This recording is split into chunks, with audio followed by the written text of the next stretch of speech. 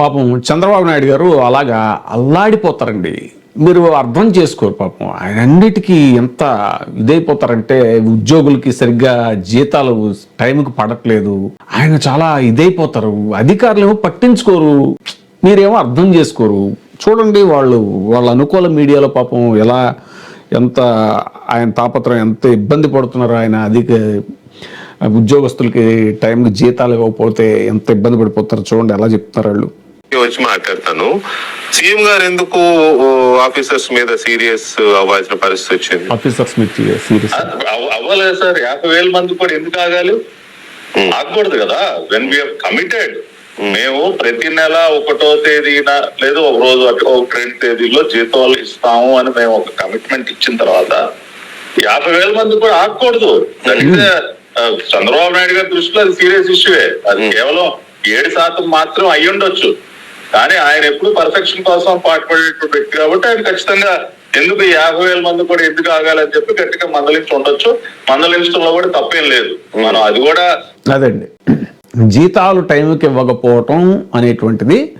ఇప్పుడు ఈ month December అయితే 10వ తారీఖు దాకా ఇస్తూనే ఉన్నారట. మరి అదే జగన్మోహన్ రెడ్డి గారి టైంలో 1-2 రోజులు లేట్ అయితే అసలు ఇంకేముంది, రాష్ట్రం శ్రీలంక అయిపోయింది, తర్వాత వెనిజులా అయిపోయింది, జింబాబ్వే అయిపోయింది అని నానా యాగీ చేసేసి జగన్కి డిసిప్లిన్ లేదు, ఆర్థిక క్రమశిక్షణ లేదు, తర్వాత పప్పు బెల్లాల్లా పనిచేస్తున్నాడు. మరి ఇప్పుడు వీళ్ళేమో సూపర్ 6లు అని చెప్పి అన్ని డబల్ ఇస్తామని, సరే అవన్నీ ఇవ్వట్లేదు అని వీళ్ళే చెప్తున్నారు. ఇంకా 2-3 పథకాలు ఇవ్వాలి అది ఇది అనేటువంటిది, ఇది మన నిరుద్యోగ వృత్తి అవి ఇవి ఇంకా అలాంటివి 2-3 ఉన్నాయి. ఇంకా బ్యాలెన్స్లు ఇచ్చేవి కూడా అరకొరగానే ఇస్తున్నారు, అన్నీ కొర్రీలు పెట్టేసి ఎలా ఇస్తున్నారు అనేటువంటి మనం చూసాం. ఇప్పుడు జీతాలు ఇవ్వడం అనేటువంటిది కూడా లేట్ అయిపోయింది. ఇప్పుడు ఈ జీతాలు ఈ టైంకి ఇవ్వట్లేదు జగన్ అనే దాన్ని చాలా పెద్ద భూతంలా చూపించి ఉద్యోగస్తులందరినీ వాళ్ళ బ్రెయిన్ వాష్ చేసేసి ఈ అనుకూల మీడియాలే వచ్చేసి ఇంకేముంది సంపద సృష్టిస్తా నేను అంటే, మరి ఇప్పుడు దానికి కారణం ఏం చెప్తున్నారో వినండి ఒకసారి. గట్టిగా మందలించి ఉండొచ్చు, మందలించడంలో కూడా తప్పేం లేదు. మనం అది కూడా ఆ పర్సంటేజ్ కూడా అధికారులు మందలించడం తప్పు లేదట. మరి అన్ని అధికారులు అయినప్పుడు జగన్ టైంలో కూడా అధికారులే కదా, మరి జగన్మోహన్ రెడ్డి గారిని ఎందుకు మందలించారు, అప్పుడు జగన్మోహన్ రెడ్డి గారి మీద ఎందుకు విరుచుకుపడిపోయారు అనేటువంటి దానికి ఆన్సర్ ఉండాలి. కూడదన్నదే రాష్ట్ర ప్రభుత్వం యొక్క భావన. అందుకనే ఈ భవిష్యత్తులో ఇట్లా ఈ మాత్రం కూడా ఎక్కడ ఎవరికి ఇబ్బంది జరగకుండా we will take full responsibility. అటువంటిది ఏమీ లేకుండా చూసే ప్రయత్నం. అదే అల్లాడిపోతున్నాడు ఆయన పాపం చంద్రబాబు నాయుడు గారు.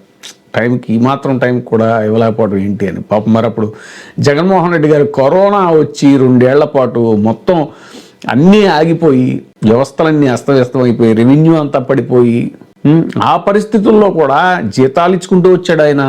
దాదాపు 2.5 లక్షల కోట్ల రూపాయల డీబీటీ ద్వారా వేస్తూనే వచ్చాడు, ఎక్కడ ఆగకుండా. ప్రతి పథకము డే 1 నుంచి మీరు ఆల్మోస్ట్ సంవత్సరం పాటు అన్ని పథకాలు ఎగ్గొట్టేశారు.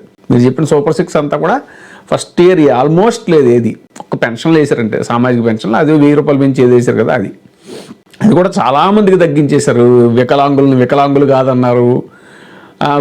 ఇంకా అసలు అందరినీ అనర్హులుగా ప్రకటించేసి దాదాపు సగానికి సగం మందిని, జగన్మోహన్ రెడ్డి గారికి ఎంతమందికి అయితే ఇచ్చారో వాళ్ళలో సగం మందిని అనర్హులుగా ప్రకటించేసి మీరు ఇచ్చారు. వాటిలోనూ కోతలే. కానీ వీటికి అధికారుల మీద సీరియస్ అయిపోతారు ఆయన, పాపం అల్లాడిపోతాడు ఆయన చంద్రబాబు నాయుడు గారు.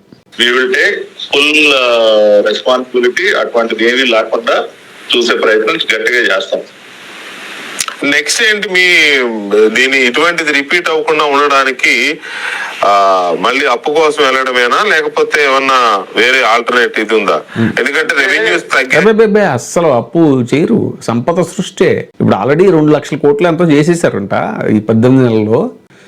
అది మనం ఫ్లైట్లలో తిరగటానికి మన స్పెషల్ హెలికాప్టర్లు, ఇది ముఖ్యమంత్రి, ఉప ముఖ్యమంత్రి, తర్వాత కాబోయే ముఖ్యమంత్రి అని చెప్పుకుంటున్నారు కదా వాళ్ళు, ఆయన వీళ్ళందరూ ఫ్లైట్లు వాటిలో తిరగటానికి అవన్నీ ఖర్చులు కాదు, అవి చాలా సింపుల్ ఖర్చులు అవన్నీ.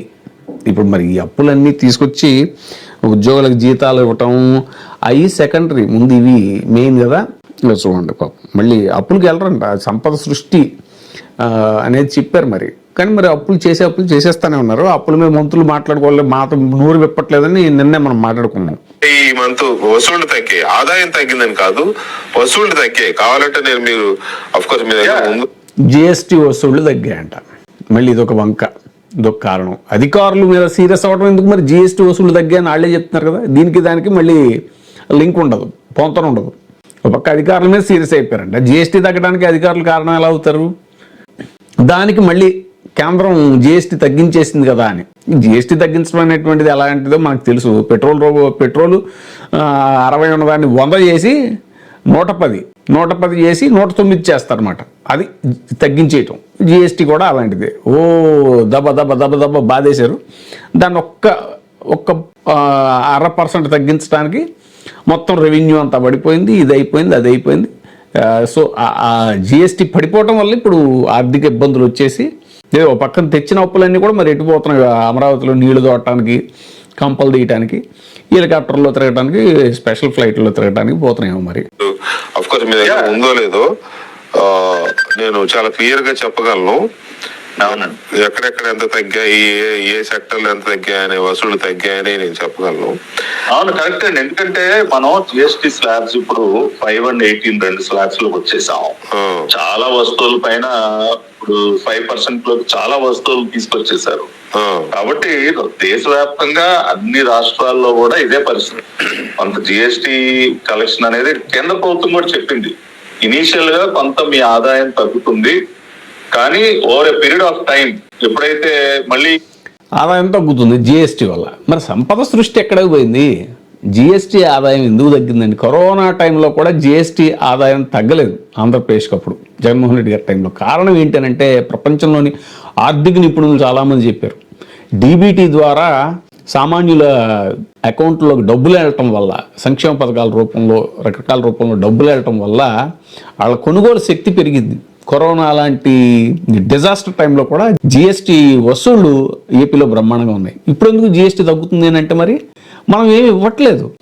ఇది అన్నీ సూపర్ 6లు అవి అనేటువంటిది ఉత్తినే షో, ఏమి ఇవ్వట్లేదు ప్రాపర్గా. అందుకని తగ్గింది, కొనుగోలు శక్తి తగ్గింది జనానికి. ఈ జిఎస్టీ తగ్గించడం వల్ల ఏం కాదు. జిఎస్టీ తగ్గిస్తే మా అంతే ఎంత కొద్ది శాతం ఏదో తగ్గించారు.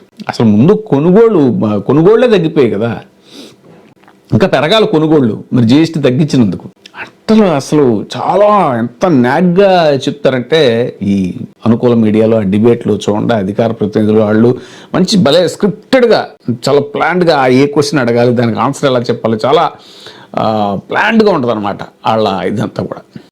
ప్రతి దానికి అధికారుల్ని బాధ్యుల్ని చేస్తూ, ఏదైనా ఇంత జరిగితే అదంతా తన గొప్ప అని చెప్పుకుంటూ, డ్యామేజ్ ఏదైనా జరిగితే కనుక అది అధికారుల మీద తోసేయటం అనేటువంటిది. కానీ అధికారుల మీద సీరియస్ అయిపోతున్నారు ఆయన. సంపద సృష్టి అయితే ఉండదు, కానీ అధికారుల మీద మాత్రం సీరియస్ అయిపోతారు.